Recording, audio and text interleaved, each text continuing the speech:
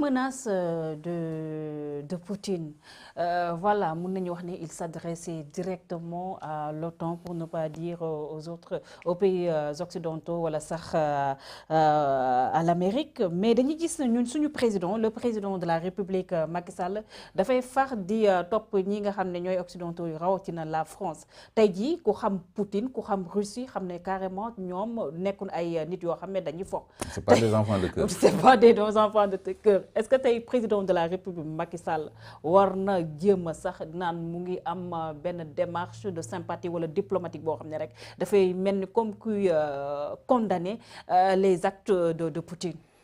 En tout cas li gën ci Sénégal. Voilà pour notre. mooy comme le dit Jean-Luc Mélenchon un non-alignement. Moi j'aime bien ce monsieur-là parce que il a anticipé sur le conflit parce que dafa ni France dafa war a am une position de non-aligné. Alors Sénégal aussi warul dugal loxoom ci lu yoonam nekkul parce que c'est un petit poussé ba noppi le président Macky Sall. bu mu fi tweeté daal ne je suis non Ukraine. Comme defoon. je crois que duñu dugal ci dans le cercle. Il va pas nous mettre dans cette mayonnaise parce que moom déjà dafa am problème ak Poutine. Macky Sall. ban problème noonu. dafa am problème ak Poutine suñu gazu. moom Macky Sall nii. je te jure. te moo bañ a di am ak problème Poutine dañuy indi problème. non dafa am Poutine daf ko mere. Ah bon. oui parce que xam nga bi Aliou Sall ak Franck Timis décelé 30% ci actifs yi xam nga dañu jaayoon 60% Cosmos ñu téye 30%. BP ñëw Cosmos jaay ko 37%. 37,4% xam nga léegi reliquat boobu li ñu téye woon 30% d'actifs yooyu ñu miroiteloo ko Russie. Pour BP c'est les Britanniques. donc l'Europe bañ a majoritaire sur le gaz sénégalais bi nga xam ne mën na rompre le monopole russe sur le gaz européen. Gazprom bëgg suñu gaz ñu bàyyi fi Thierno Alassane Sall daal di yónni boobu moo nekkoon ministre. daal di yónni Mankeur Ndiaye Russie. Gazprom ni moom dafa bëgg suñu gaz bi Mankeur jël ay engagement ba defloo Sergei Lavrov déclaration mooy le ministre russe des affaires étrangères mu def déclaration bu leer ni ñoom dañu bëgg a dugg ci gaz bi dañu ñibbisi quelque temps après actifs yooyu ñu jaay ko BP. donc loolu trahison la donc loolu mooy problème bi am diggante Macky Sall ak Poutine parce que pour Poutine le monopole du gaz en Europe c'est important et Saint-Louis c'est 14 millions et demi de mètres cubes de gaz. léegi européens yi bu ñu ko amee ils peuvent se passer du gaz russe. Russie aussi il lâche pas le morceau donc moom dafa war a def attention à ne pas s'ingérer dans des affaires qui ne nous regardent pas. déjà européens yi ñëwoon Mali fii maliens yi dàq nañ leen léegi ñoom nañu lijjanti seen Europe boobu y a une guerre maintenant en Europe ils n'ont qu'à envoyer des troupes en Ukraine pour aider les Ukrainiens. xalaatuñ ko. mais loolu mooy li ñu war a def. ñoom xam ne lan mooy guerre et les conséquences. voilà kon bu ñuy dem dëkku jàmbur dafa installer guerre nañu xam c'est quoi les affres d'une guerre parce que tey j'ai vu des gens qui ont peur d'une rupture d'approvisionnement d'une rupture de carburant rupture d'énergie te c'est des pays froids su amee problème mu énergie problème mu électricité wala carburant wala pour approvisionnement day metti ci ñoom. day metti ci ñoom ñun africains sax mën nañ ko muñ parce que on a l'habitude de manquer de tout. mais ñoom ils n'ont pas ces habitudes là. donc ñoom xamuñu jaaru ci ay ànd ak xal ñoom ils appuient sur un bouton et puis la pièce est chauffée loolu bu ñu ko amatul ils peuvent mourir de froid. hypothermie dafay rey ay nit foofu boo nekkul dans des conditions donc c'est une question même de sécurité sociale. donc loolu c'est les affres d'une guerre boo xam ni ñoom war nañ ci méditer pour bañ a installer guerre dans les autres pays. En Afrique par exemple. En Afrique, la Russie qui s'intéresse vraiment des anciennes colonies de l'Europe, rawatina l'Afrique de l'Ouest, la France. Pourquoi su na intérêt bi nga xam ne Russie mun koy am si colonie yi nga xam ne mun nañu wax ne voilà ils n'ont jamais colonisé qui que ce soit surtout en Afrique. C'est-à-dire qui a l'Afrique a le monde. parce que Afrique fii la ressources naturelles yëpp nekk maa ngi lay wax ni le missile hypersonique russe, qui a changé l'équilibre militaire dans le monde et en faveur de la Russie, s'appelle Zircon. waxoon naa fi zircon xeetu weñ bu yéeme la. boo ko defee alliage zirconium. parce que dafa am ay propriétés yu spéciales yoo xam ni moom kese moo ko am. donc missile hypersonique boobu. matière première yi koy defar. zircon ci la bokk te Afrique bëri na zircon. Sénégal 3e producteur. 25% li Union européenne di consommer ci zircon fii lay jógee. titane bi ñuy wax ilménite nga xam ni liñ ciy produit moo ëpp sax zircon. am na benn centrale bu nekk pays scandinave nu mu tuddati la 100% de son approvisionnement en titane jogo bii lay jógee. foofu lañ koy traité def ci ay matériaux yu spéciaux pour les technologies de pointe. Afrique am na toutes les ressources or diamant manganèse fer marbre tout. Donc qui contrôle l'Afrique contrôle le monde. Léegi les Italiens et les parlementaires italiens nee nañu France ni mu nekkee ak Afrique du dëgg dañu war a dindi buumu nooteel ci kaw Afrique parce que day yomb ñu contrôler xaalisu Afrique ressources Afrique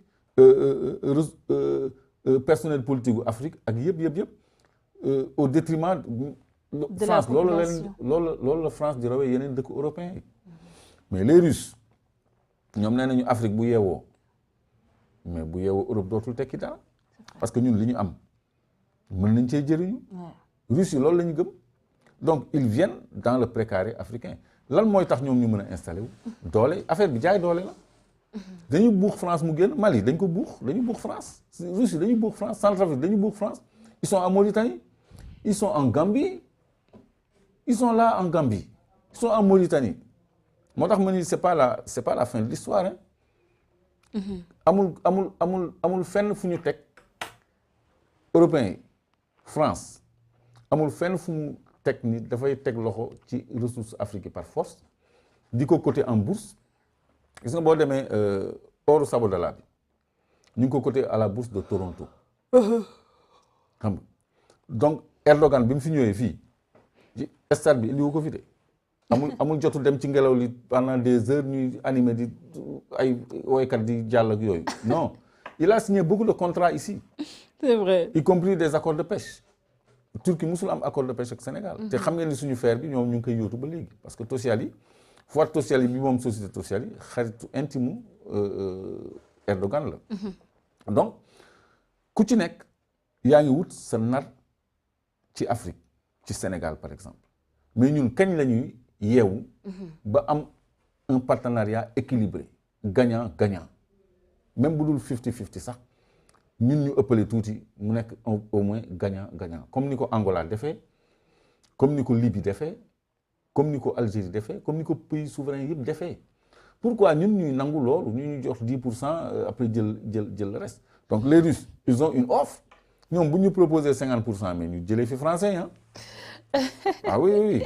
Demba Samoura, je suis fatiguée. C'est vrai que je suis très fatiguée. En plus, je ne me sens pas trop bien. Elle est malade. Ah, je suis malade, mais bon, il fallait que... Il ne fallait pas rater le rendez-vous de jeudi. Ligue ici, il ne fallait pas que je rate ce rendez-vous. Merci beaucoup, c'est vraiment gentil.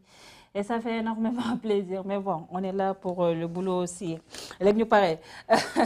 Clédor, guerre moom musul baax. Mais faut am guerre dina am des gagnants, un gagnant et un perdant. Donc voilà. Tout à fait.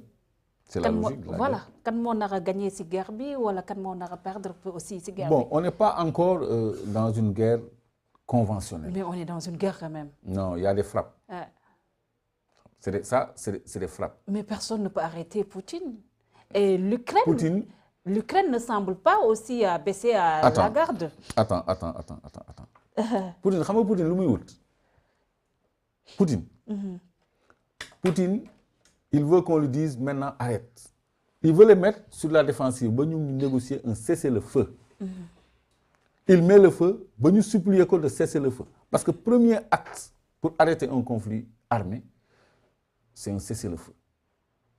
Léegi nag ñoom bu ñu bëggee cesser le feu, il va falloir satisfaire à ces conditions d'abord. C'est un monsieur.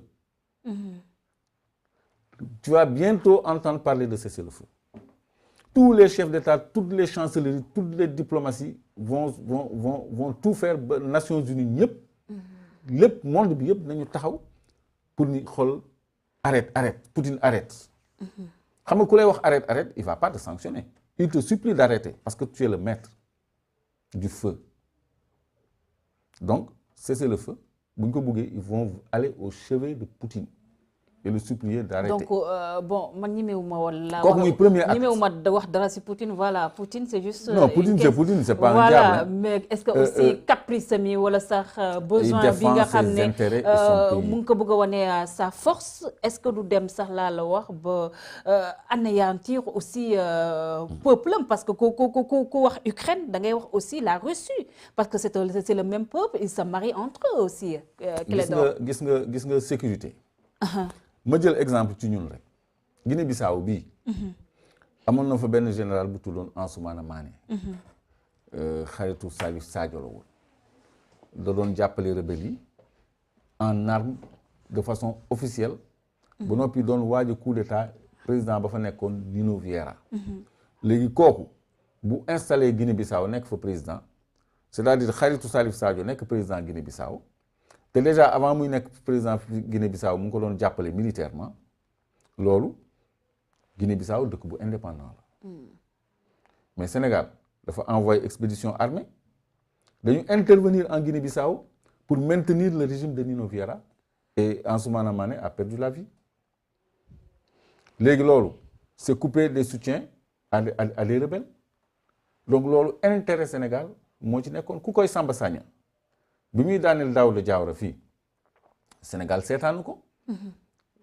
Gambie c'est un pays indépendant mais ñun dañu déployer ay hommes dem sur le terrain rétablir la légalité en Gambie moo gën ñu am un rebelle boo xam ne day menacer suñu intérêt directement. loolu xoolal Nations Unies. ba léegi waxu ci Sénégal dara. donc pourquoi ñuy wax Russie dara par rapport à l'Ukraine bi nga xam ne OTAN daf ko bëgg a dugal ci